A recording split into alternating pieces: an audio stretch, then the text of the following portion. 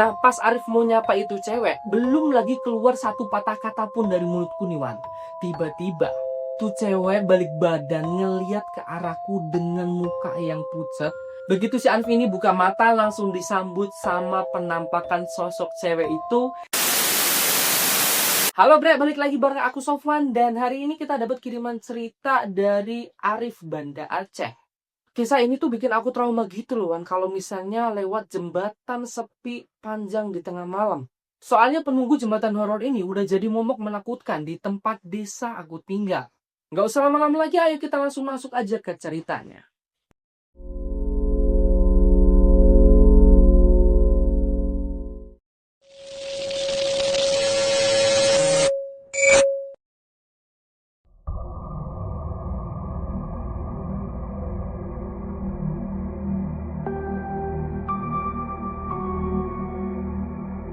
Jadi kisah ini tuh dialami oleh Arif waktu Arif masih kuliah di salah satu universitas di Banda Aceh.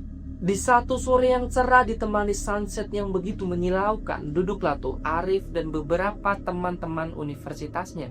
Mereka duduk melingkar saling melemparkan pertanyaan dan jawaban, ide dan gagasan, dan juga berbagai macam topik pembahasan. Ya, sore itu tuh aku lagi diskusi tuan sama beberapa teman universitasku. Setelah beberapa menit lamanya diskusi, nggak kerasa tuh azan maghrib berkumandang. Terus dengan adanya azan itu tadi, disundahilah diskusi mereka, dilanjutkan besok hari. Mereka beres-beres, ada yang langsung pulang ke rumah, ada yang mampir dulu ke masjid, ada yang tetap di situ aja dan nggak sholat. Nah, kalau si Arif berhubung dia muslim yang taat, dia mampir dulu tuh ke masjid, wudhu, terus sholat maghrib. Setelah sholat maghrib, Arif hidupin tuh motornya. Terus dia siap-siap OTW jalan pulang ke rumah. Nah, FYI, rumahnya Arif tuh ada di pesisir kota Aceh. Jadi sepanjang perjalanan pulang, Arif bakal banyak banget ngelewatin jembatan-jembatan penghubung antar desa sebelum nyampe ke desa tempat tinggalnya Arif. Dari situlah Arif keinget salah satu perkataan temannya waktu masih ngumpul tadi. Arif, kamu kok jam segini belum pulang sih? Rumah kamu kan ngelewatin banyak jembatan, gak takut ada hantu? Aman ajanya itu, udah biasa kok aku pulang malam kayak gini. Tapi kan itu jembatan gelap banget, nggak ada penerangannya kalau malam, Ege. Udah, santai aja, aman itu. Seandainya ada setan pun ku jeburin ke laut. Dah, balik lagi kita ke Arif yang lagi naik motor nih. Setelah beberapa menit berkendara, ada tuh di salah satu jembatan yang akan dilewati Arif. Kelihatan tuh ada orang yang lagi berdiri di pinggir jembatan sambil ngelihat ke arah laut. Jadi ini Arif nih. Arif lagi naik motor, pandangan lurus ke depan sana. Nah, di depan sana itu ada orang lagi ngadep ke laut. Lautnya di sebelah sana. Jadi orang tuh berdiri menghadapnya ke sana ya. Oke, lanjut, makin deket lah tuh Arif ke sosok tadi. Semakin deket, semakin kelihatan kalau sosok ini tuh kayaknya cewek, bre. Soalnya rambutnya tuh panjang gitu ya. Tapi anehnya, baju dari sosok ini tuh kelihatan basah kuyup gitu. Kelihatan lah ya baju basah dari jauh, kayak agak jatuh gimana gitu. Kalau kata Arif agak aneh juga sih, malam-malam ada cewek sendirian, mana bajunya basah lagi, mancing apa gimana?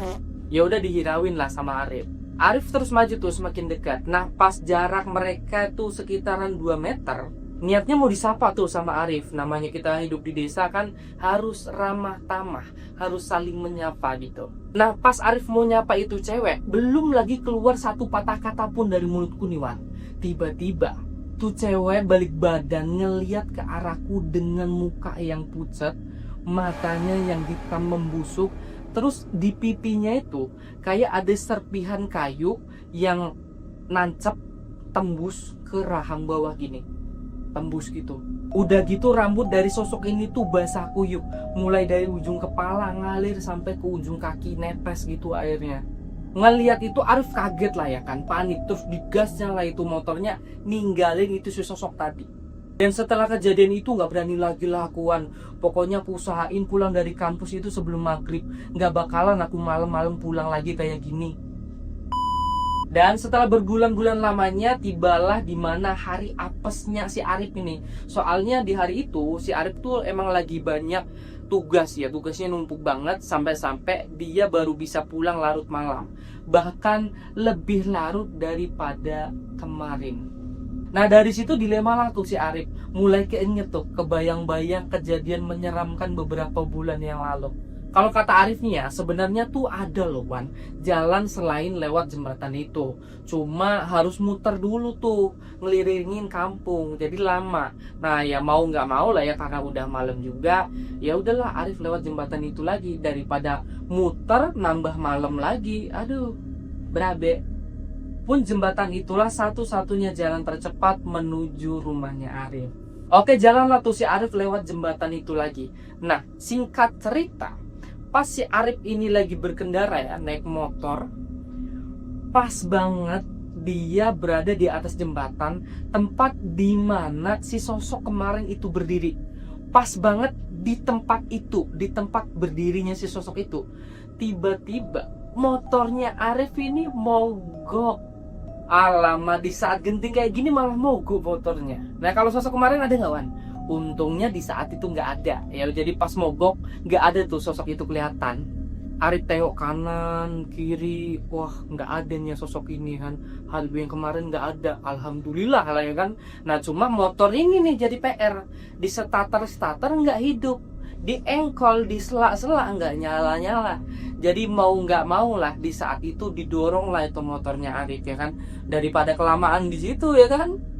Dah ya kan, setelah beberapa meter si Arif ngedorong itu motor, dia ngedenger lah itu suara percikan air, kayak ada orang yang lagi mainin air di bawah jembatan. Penasaran lah ya kan, dilihatlah tuh sama Arif, apa sih sebenarnya yang ada di bawah jembatan ini. Nah dilihatnya lah tuh sama si Arif tuh kan, di bawah jembatan ini ada apa gitu. Nah begitu dilihat sama Arif, ternyata itu suara airnya berasal dari sosok cewek kemarin yang lagi berendam ya. Jadi tubuhnya itu di bawah air gitu, sambil satu tangannya melambai-lambai ke Arif. Dan di saat itu Arif ngedengar suara lirih minta tolong.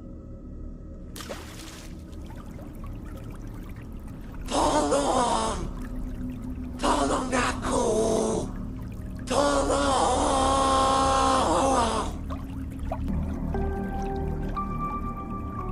Ngelihat penampakan itu lagi, kali ini badannya Arif tuh kaku, diem gak bisa digerakin ya.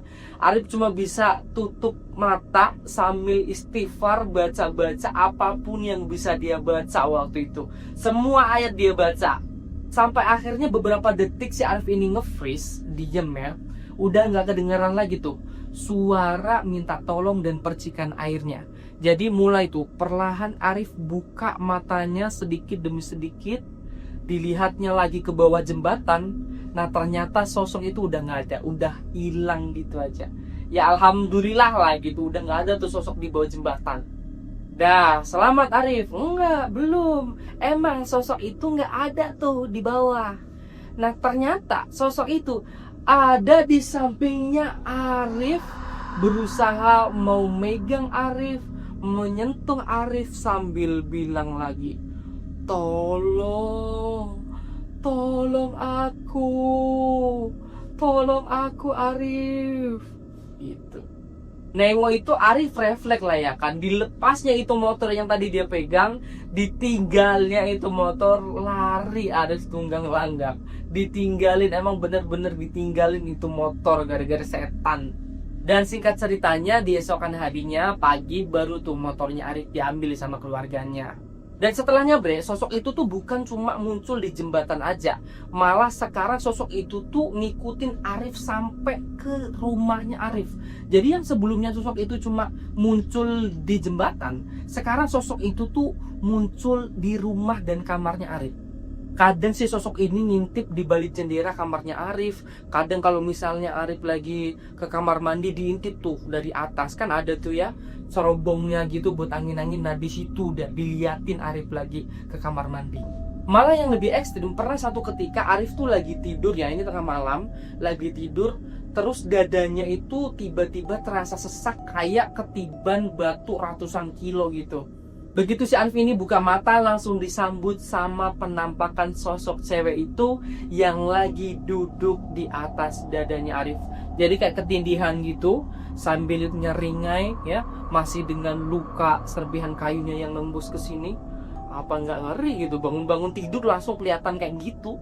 Nah, dengan adanya berbagai rentetan gangguan inilah akhirnya Arif itu mengalami shock berat. Sampai akhirnya Arif didatangkanlah itu ustadz penghulu kampung, sesepuh kampung, didatangkan untuk ngobatin si Arif ini. Nah, didatengin lah tuh si ustadznya, dan kata ustadznya si Arif ini digangguin atau diintilin atau diikutin karena sosok ini tuh suka sama si Arif ini. Disukainya karena apa? Entahlah, aku pun gak tahu. Nah, terus kenapa hantu ini tuh basah-basahan ya, basah kuyup? Kalau kata Pak Ustadznya, hantu ini tuh korban dari tsunami 2004 ya. Jadi basah-basahan itu cerminan dari apa yang telah terjadi semasa hidup hantu ini begitu. Oke, itulah tadi cerita horornya Arif dari Aceh. Buat kalian yang pengen cerita horornya atau pengalaman-pengalaman horornya pengen aku bawain di channel ini, bisa kalian kirim aja ke email yang udah aku cantumin di deskripsi, atau bisa DM aja langsung ya ke IG aku, ada juga di deskripsi. Dan sekian, saya Sofwan, kita lanjut di video selanjutnya. Ciao.